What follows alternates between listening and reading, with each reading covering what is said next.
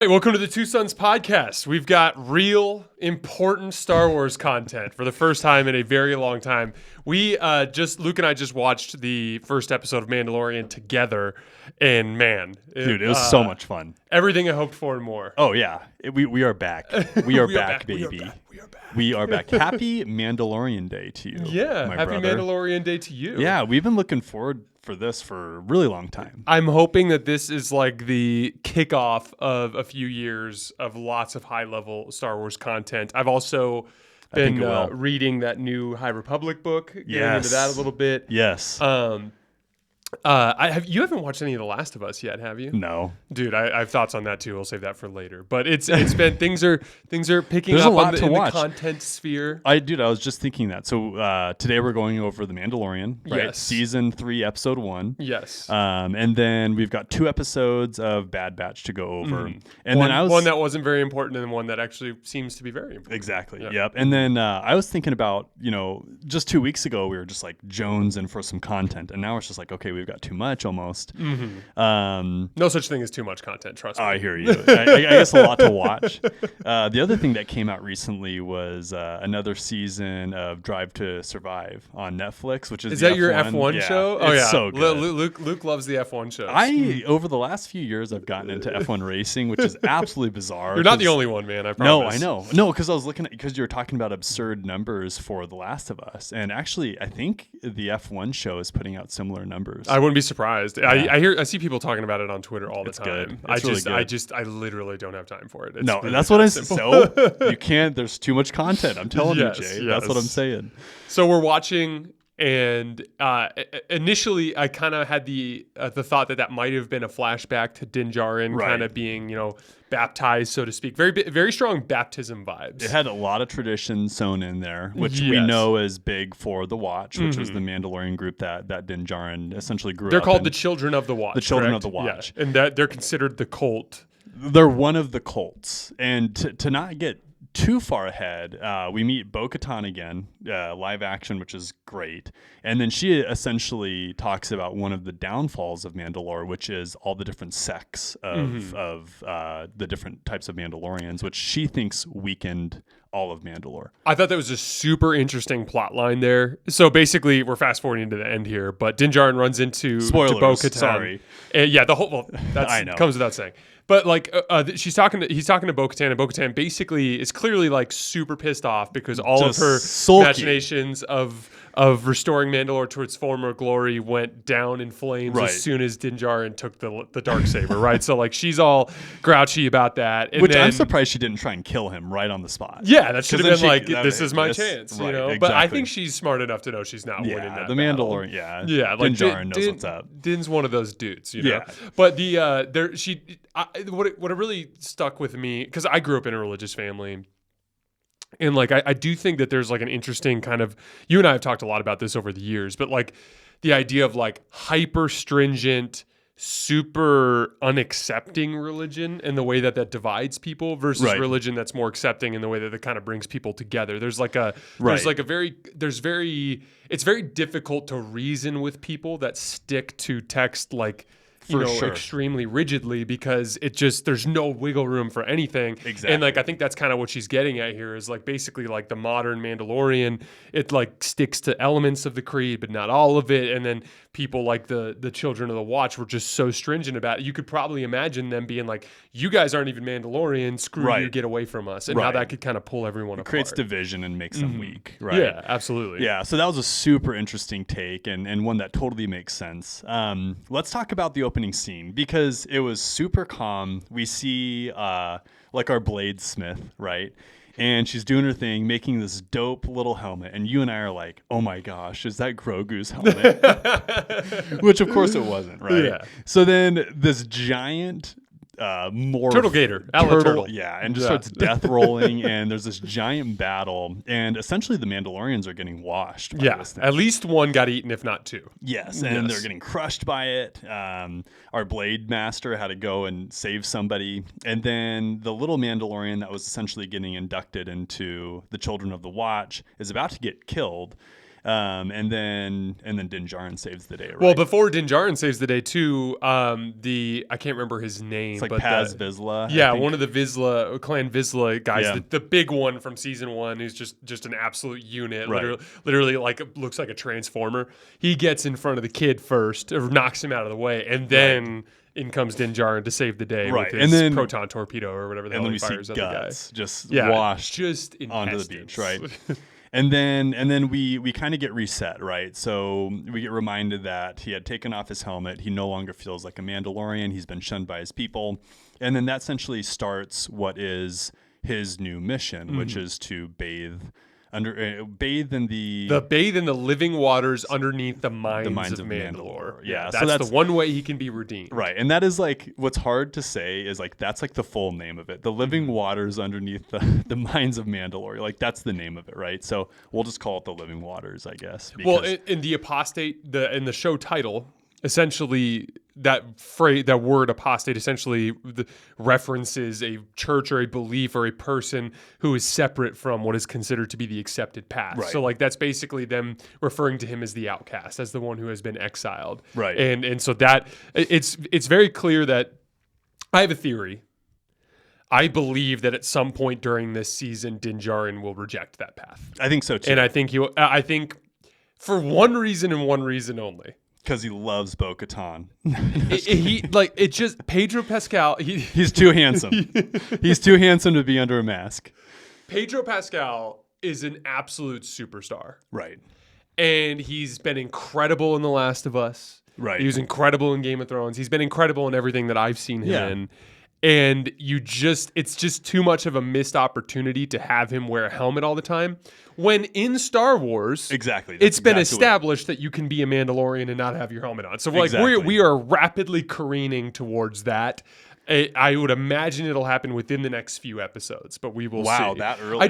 Again, how long would Disney allow to cover Pedro Pascal? Can you imagine how much they're paying Show him? that man's face. I know it sounds stupid, but like, dude, we keep forgetting. People gloss over this all the time when they're talking about. I have people all the time on the show. They're like, "Why haven't you talked about the Washington Wizards?" It's like because they're the freaking Washington Wizards, man. Like I watch them every once in a while, but so like if funny. I dedicate 10 minutes of my show to that, like Yeah. I will do it if they become relevant. Yeah. That's the thing. We do this. This is a business. Like Right. Disney has an obligation to try to make a good television product, and Sure. that involves putting Pedro Pascal's face Just on the screen. everywhere. Put him everywhere. Yes. Jason wants him. Yeah, I want Pedro. give me Pedro. So and you think it's going to happen fast? I think it'll because- happen fast. So, and I'm curious to see how many episodes they use for him, trying to find those mines, right? So I'm curious if that's going to be the entire season or if that's just going to be a couple episodes. Like I really have no clue. But what was insane is they literally packed so much into that episode. Like it was insane. Like I was keeping notes and I could not keep up with it because I felt like important thing after important thing after important thing happened.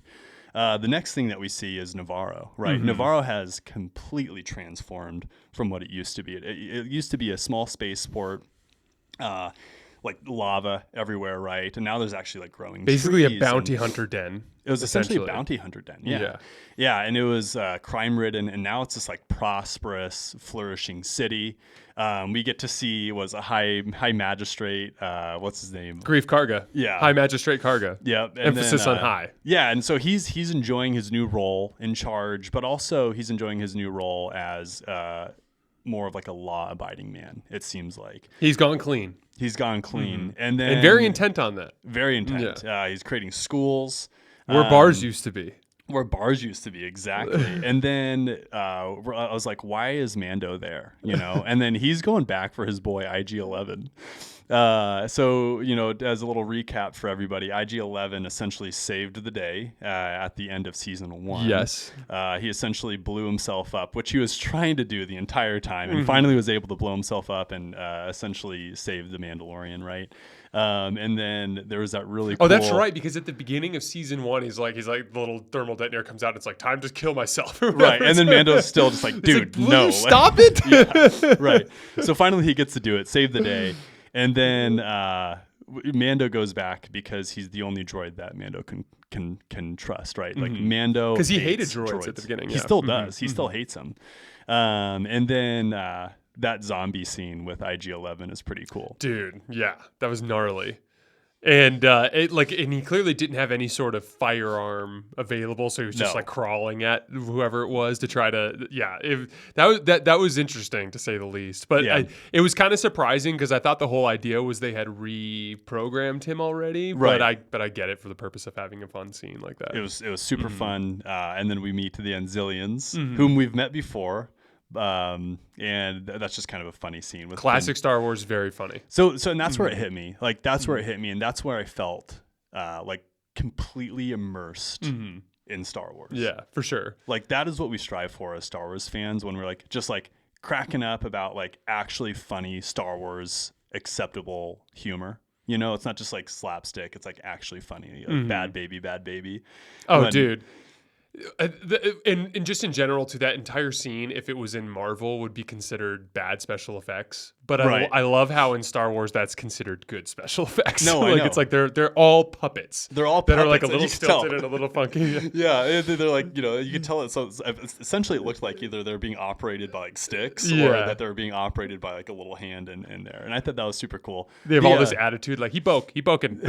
I know. And like side note, the practical effects were dope.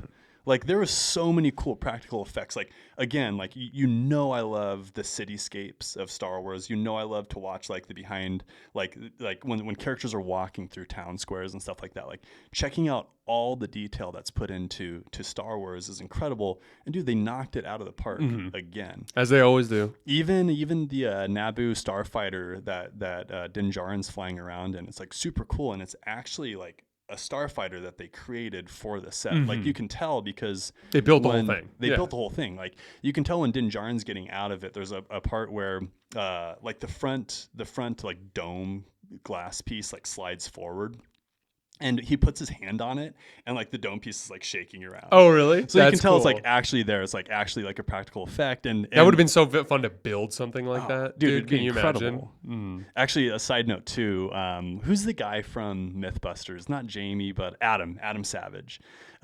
He did this like special on his YouTube show where he actually got to like go and see one of the actual X-wings that they've used in Star Wars. And so he actually like jealous. they have like the cockpit decked out, like every single detail is there, and it's so cool, dude. It is so cool. I've never been to the Disneyland Star Wars Yeah, I park, haven't either. but one of the big reasons why I want to try it one day is to see all of like the life size like set pieces. I think I think that would be really, really cool. And just to see the scale of it, right? Like a Millennium Falcon. That could be really cool to stand under that. Well, for we sure. see a starfighter and it looks little within the Star Wars scope of things, but they're big. And Right. Luke and I were joking. There was that funny scene where basically Grief Karga is asking Din Djarin if he wants to be the marshal, and then he like tells the story. Din Djarin's like, "Well, what happened to the other chick?" And Oh, he's like, yeah, "Oh, she got recruited to go." Luke and I were joking. Said, "Yeah, you know, Marshall Dune said some stuff that we didn't really agree with On planet Earth." Dude, it's such nonsense. It's so funny, dude. When you said that, I was cracking up. I was like almost like tearing up. It's so Oh, funny. Like, gosh. okay, like what are we gonna do about this situation? They just like slide it in. Yeah, you know what's funny is I would have just not addressed it. I know. I'm surprised they did. Yeah, it because then it just literally- feels awkward because it's like now we're all having this awkward like, yeah, she got fired. Well, and they already addressed it Mm-hmm. because in Boba Fett, she's like a steward of the Republic now. Oh, really? So they Yeah. already addressed it. They had already Oh, addressed it. interesting. So like the fact that they brought it up again was like just absurd to me. It definitely like was one of those moments in the episode that kind of like pulled me out a little bit of the I Star agree. Wars universe because I'm like, okay, we got to address the Marshall Dune thing. Dude. Oh man. So following that, we meet a really cool pirate group, and I think it was Pirate Vane, Vane. Yeah, I think it was Vane. Yeah, and what was dope about that is we've seen that race of aliens in the past, that pirate race, and the intricacies of the way that they were moving his face during the episode was really cool. Like they had stepped that up, I thought, and they had done an exceptional. He was wearing job on a lot of makeup, but at the same time, like you could tell, I think they did a voiceover for his vocals, but at the same time, like you could tell, like they tried their hardest to match it up with him demonstrating that on set. But I'm Right. sure on set it sounded very like tough to speak because it's not like he had great lip mobility. No, yeah, not much at all. There's another time too where like, you know, like the finished product looks good, but you can tell that when they're filming it, they'd have to be like, all right, trust the process, trust the process. Like, for example, when they're putting the little helmet on that kid, and essentially like in real life, that would just be silent, right? It'd just sit on. Like, like nothing would happen. It'd be essentially the same as putting on a bike helmet on somebody, like nothing cool. But then they did that like extra little like hiss of air to make it sound like it was like as every helmet like seals. Yeah, exactly. Yeah. So what did you think of that star battle, that starship battle?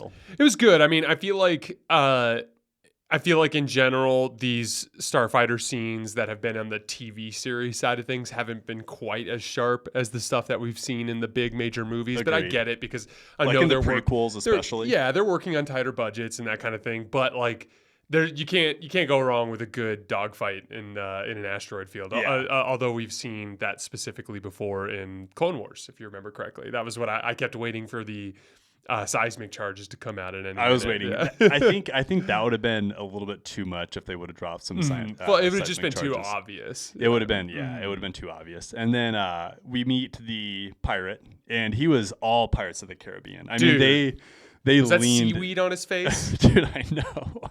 I think it was.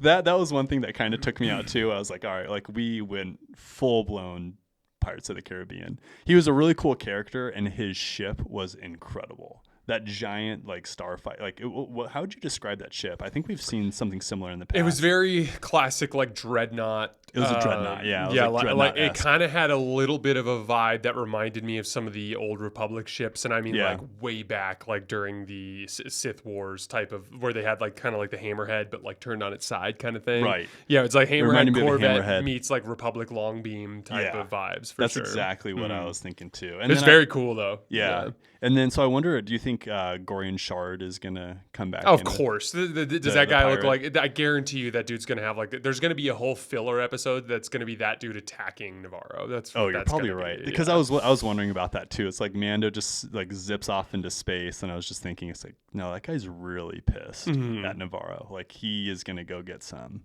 for sure. And then essentially... that's kind of where things end, other than the Bo-Katan. Yeah, the confrontation with Bo-Katan. Bo-Katan basically says that her efforts to free Mandalore fell apart when she didn't have the Darksaber, and all the other Mandalorians went their separate ways. So my theory is, I believe that you've got to look for a stopping point, right? Like there's got to be an ultimate goal. Right. So, for instance, with House of the Dragon, they've got like this ultimate finish line, which is basically like that Stark boy is, well, I don't want to spoil it for you, so I won't say it. But there's like an end of the House of the Dragons. That will be where things end. You know what I mean? My guess is that where things will end with Din Djarin is him being the new Mandalore. Yeah. And him being on Mandalore, or something that is considered to be the new Mandalore. Right. And for him to basically be the person in charge, and all of the Mandalorians existing underneath him peacefully. Like that I think is the finish line. And so it's like, how do we get there? You know, I don't think that all of the Mandalorians spread across the galaxy would want to live under that specific Children of the Watch type of ideology. So my guess is that he will come to a more modern belief system, that he will rally the people around, because that from there, if he's not going for the living waters, why is he going? Right. So there will be some point in the next few episodes, I think, where they establish another reason for him to want to, purpose for him to want to take back Mandalore. And what I believe it might end up being is the loyalty of his compatriots. Like it might be a simple matter of, once he gets around some other Mandalorians, they just kind of rile each other up, and it's like, hey, that's our homeland. I think you're right. We got to go take it. You know? Then the other big question is like, how does Grogu fit into this? Is Grogu now like sidekick to Mando, or is the storyline still going to be a lot about Grogu? Like, how does the remnants of the Empire fit into this too? Like, are we going to see much of them? Are we going to see scientists that are still, trying to get Grogu, that sort of thing? And our other thing that we hope happens is we hope we see Thrawn, right? Like, so we see the Purgles in the hyperspace. That was a big deal. That was a huge deal. Like, what are your thoughts on them actually taking the time to show that? So it just, again, the Purgle are so off the beaten path for Star Wars fans. And Mandalorian's pretty mainstream. Like, I would say of all the Star Wars content they've produced, in the Disney era, aside from the movies, that's probably the most watched piece of Star Wars content. If I haven't looked it up, but I would imagine so. Either that or Kenobi. Everyone knows who Kenobi is, right? Yeah. But I wouldn't be surprised if Mandalorian's close. Yeah. And so from there, like the Purgle are very off the beaten path, and that type of reference within that moment would be really, really jarring for someone who didn't know what it was. Right. You know what I mean? And I don't think they would do that unless there was some sort of purpose. That said, I look at it as just a hint, just a baby little hint that says Thrawn is on the horizon somewhere. Maybe not in this season, maybe not even in the show. But I hope maybe he's in the Ahsoka. show. I hope he's in the show. Yeah. I don't see how he fits within agree. this particular storyline. It would be hard to make him fit because for anybody who doesn't know what we're talking about, the Purgles are essentially this like giant squid-like, whale-like space animal that are huge. There's relatively small ones, but then there's huge ones that are the size of like a Star Destroyer, essentially. And they have the ability to use hyperspace. And the reason why it's such a big deal, though, is because the last time that we see Ezra and the last time that we see Admiral Thrawn is them getting pulled into hyperspace and essentially what is a ship wreckage at that point, and then they get pulled into hyperspace and disappear. Well, both of those characters are huge in Star Wars, especially for true Star Wars fans. So we don't really see the Purgles showing up anywhere else, and then for them to all of a sudden be in Mandalorian, it could be a huge deal, right? So pretty cool stuff. I'm definitely excited for what could come. Yeah, it's gonna get heated here pretty quickly. I'm excited about it. I think that the whole concept of taking back Mandalore is such a big picture concept that I can get behind it for sure. And the Grogu piece is really interesting because, first of all, Din's kind of treating him like a mentee now in a way that he did in early seasons. He's like, hey, like for a Mandalorian, it's very important to be able to navigate the galaxy. Or he's like showing him like, hey, never trust a pirate. Like you could tell he's like kind of starting to kind of teach him a little bit as time is going on. So I think that's the direction they're going. I think it'd be weird if all of a sudden he just went back to the Jedi Order. I think he's kind of attached at the hip to Mando. And I think that's done. Be. Yeah, I think Grogu and Mando are true homies for life. I agree.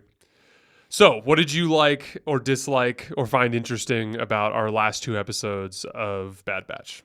So, not much to talk about. So it's episodes 10 and 11, something like that. And the first one's called The Retrieval, and essentially it's Bad Batch just getting their ship back. They get their ship back, and just about nothing else interesting happens. Yeah. So we meet Mako, who essentially is this like child labor owner of a mine, just a dishonest businessman. Yeah. And then we meet Benny, who I thought, so we see Benny stealing the ship in the prior episode, and I was like, oh, that's probably going to be someone really big. I was wrong. It wasn't anybody big, but it was a character that they spent time developing at the very least. So then we meet Benny, and essentially they get their ship back, and then Bad Batch saves the day by essentially liberating these teenagers. They overthrow the scumbag guy. Yeah. So following that, then we get into the second episode of what we're talking about here, and it gets very not clone heavy. It gets very cloning heavy, where we get to see Mistress Say again, and then it's essentially the Empire trying to figure out how to clone things that essentially they shouldn't be. Yeah, it's this particular storyline. I appreciate the effort trying to explain away what is the most ridiculous plot point of the sequel trilogy, which is the cloning of Emperor Palpatine. Yeah, exactly. And that's essentially Dave Filoni trying to save the day, like he has in the past. So it's just like, okay, like what is the atrocious doing of episodes 7, 8, and 9, and creating Palpatine again after his important death, right? And then they're like, oh yeah, no, he was into cloning this entire time, right, everybody? And then they're trying to it's almost like they're trying to pull things back and be like, see, for years, the Empire's been into cloning, and it's always been a huge staple of what they've done. You guys just didn't know about it. It's been behind the scenes. And I think that's just trying to, that's Dave Filoni trying to save the day and rationalize what is now what is now Star Wars, which apparently is all about cloning. I appreciate it. I appreciate the effort. Yeah. It just, to me, it's an unsalvageable point. Right. Because of the clear and obvious directional shifts that took place within the sequel trilogy. Right. And that makes it hard. But I will say, like, they've done about as good a job as they could. Like, for instance, we've been introduced to multiple very interesting new kind of like antagonists from the Empire. In the dude that ended up getting in trouble for the destruction of Camino. I can't remember his name. Do you remember his name? Oh, yeah. Admiral something?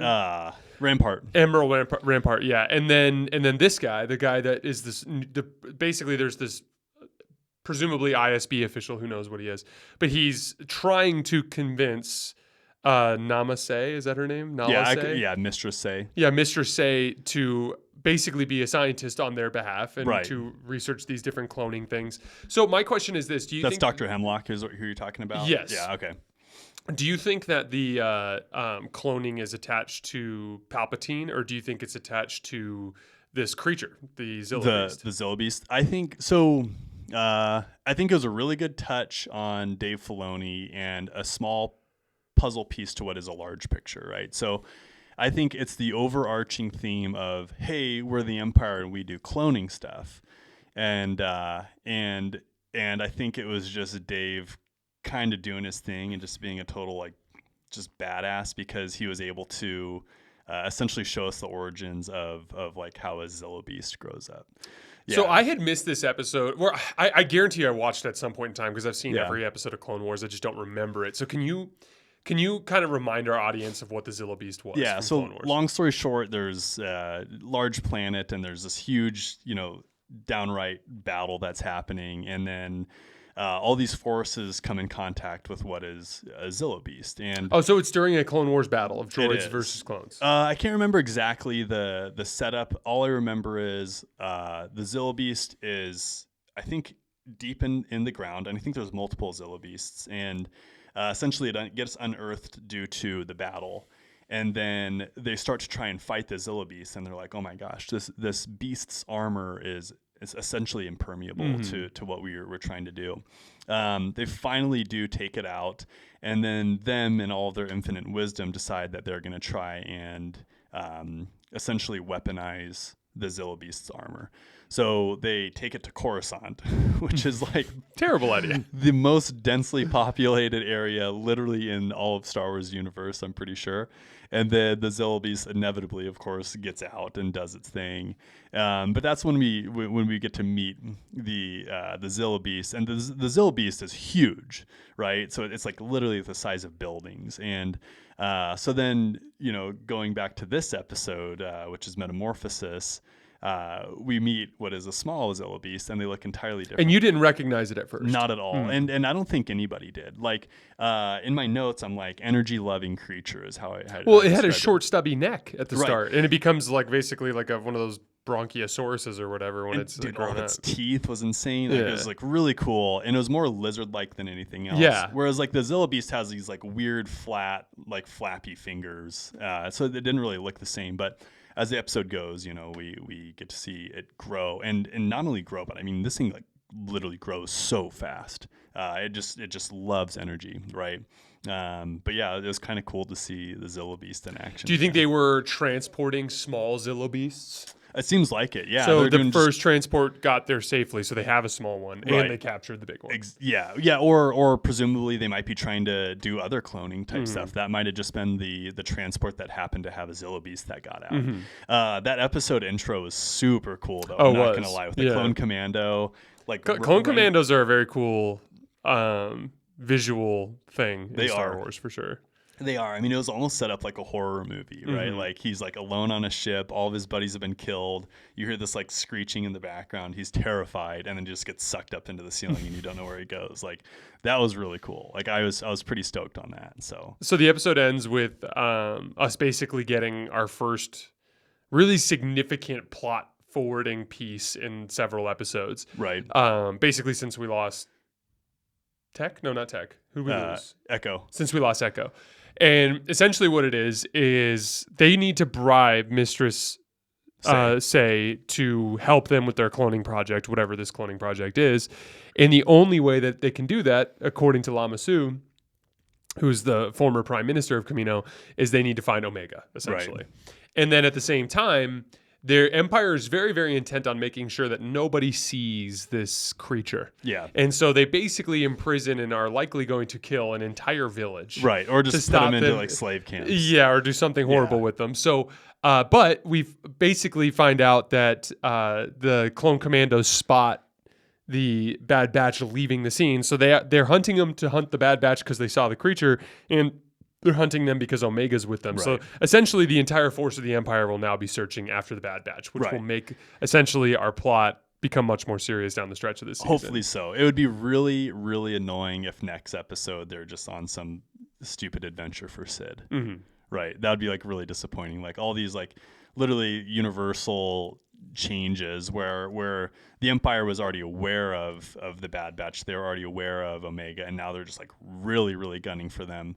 And it's kind of funny too, because we see Star Wars and especially Palpatine compartmentalize tasks, right? Mm-hmm. So there's certain times when it's just like, oh yeah, like that is a job for Inquisitors. And then there's certain tasks where it's like, no, that's a job for Darth Vader.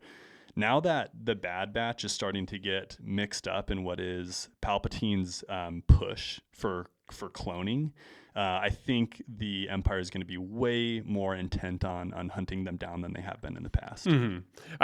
And be willing to dedicate the resource and the effort that they did not early on. Exactly. You know what I mean? Like in some episodes, they can't even get the Bad Batch and essentially like, you know, take them prisoners. But in this episode, they're able to take out an entire Zillo beast in a matter of minutes, right? Mm-hmm. So it's like they actually had the resources. They had probably 30 clone commandos just walking around during this episode. Mm-hmm. So you can see how big of a deal it is for Palpatine to be pushing this drive, this cloning drive. Yeah, they're no longer going to be under the radar, right? And we're going to get to learn a little bit more about Palpatine's behind the scenes machinations. Yep. So before we end it today, I just wanted to tell you a little bit about my initial experience with The Last of Us.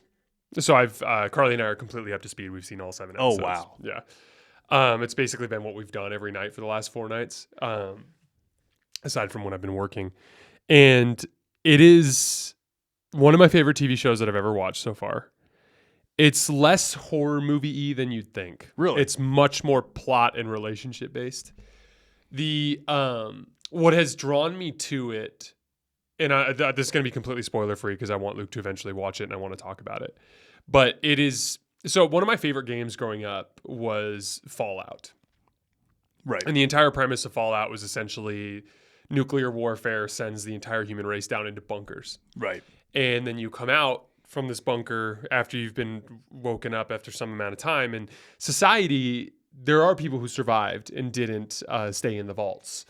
And essentially, there's a bunch of other plot stuff I won't get into, but the gist of it is like society has found a way to continue on.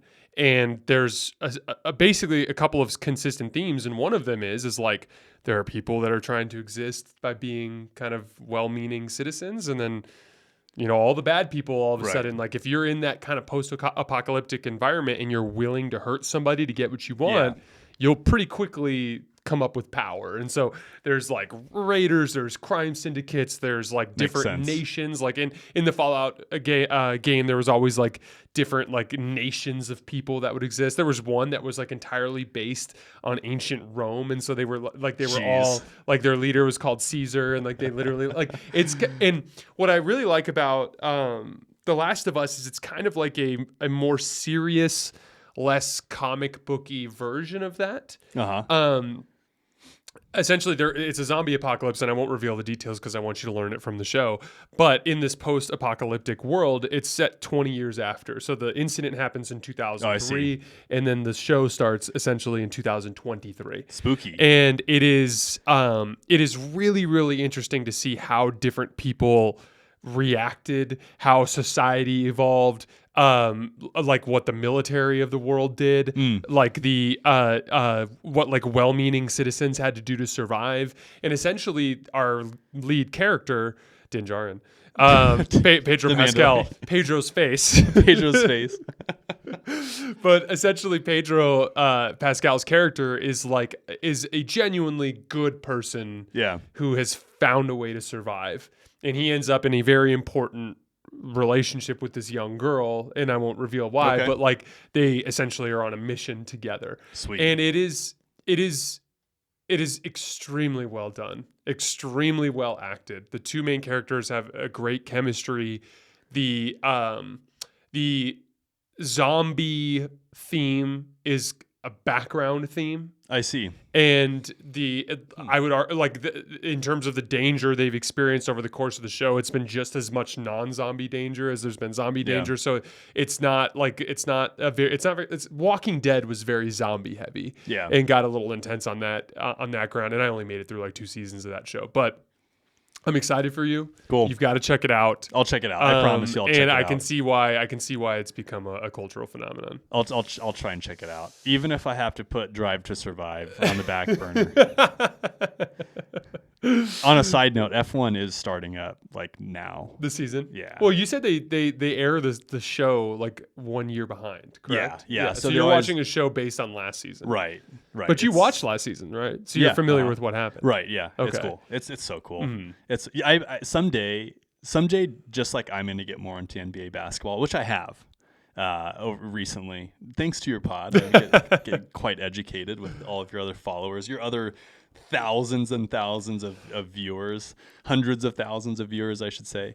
Actually millions, because you had millions in of total, views. but not in Anyways, I learned a lot, and that's kind of why I like F1. It's like it's a really interesting sport with a lot of different dynamics that are at play, and also the characters, aka the drivers, are incredibly interesting, and they all have really unique personalities, which I think is why the world has gotten so interested in F1 racing. Actually, and there for the first time in many years, there's actually an American driver. Oh, really? Yeah, that'll be interesting. he's That's a for this driver season, not for the Williams. show. This is actually for this actual coming up F1 season, not the Interesting. show. Okay. Yeah, so it's really interesting to see that there's an American driver, and also he's not even a driver for who is the American team, Haas. So yeah, kind of interesting side note. Are you happy with how your floors turned out?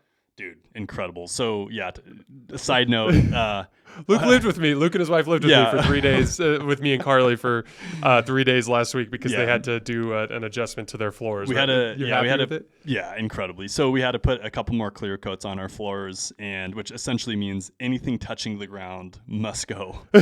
Yeah. Right. So like you cannot put a clear coat on a floor when there's a couch. It's all of what you had to do with the crib. Yeah. So that includes, buffets and nightstands and beds and tables and other tables and coffee tables and like chairs. Anything touching a floor literally had to get packed up and moved out. So we essentially moved half of our house, which is the other half is things like pictures attached to walls and like Which you were able to keep, thankfully. yeah, things inside of cabinets, like in kitchen cabinets. But anyways, we have this IKEA crib that took me way too long to put together. And this is not a bash on IKEA, because like I love a good IKEA deal because they actually have good furniture. Like this is like a solid wood crib, and it was I didn't want to take it apart and then have to put it back together. So I literally like hung it to the wall. This entire crib is like, it was hanging on the wall, and it looked like it was out of like a horror film because it was absolutely bizarre to see a crib hanging off of the wall. So it was easier for me to do that than it was for me to take it apart. Dude, that's so funny. But yeah, floors turned out great. They're the clear coat did the job. Yeah, it's super easy to clean now. Whereas in the past, is it just less dimensional? Because it had like a texture to it, and so like dirt and stuff would get caught in the crevices. So it was very pockmarked and matte, right? So then dirt would get stuck into that matte finish. So now it's far more of a sheen, clear coat. So then dirt essentially can like just be swept up rather than swept into the floor. That makes sense. Yeah. That makes sense. And Well, I'm huge happy. Difference, dude. It's Crisis so much averted, better. man. Crisis averted. We get to keep our floors. I'm excited to see it, man. I'm excited to gosh. see it. All right, guys, that is all we have for today. As always, we sincerely appreciate your support, and we will see you next time. Thanks a lot.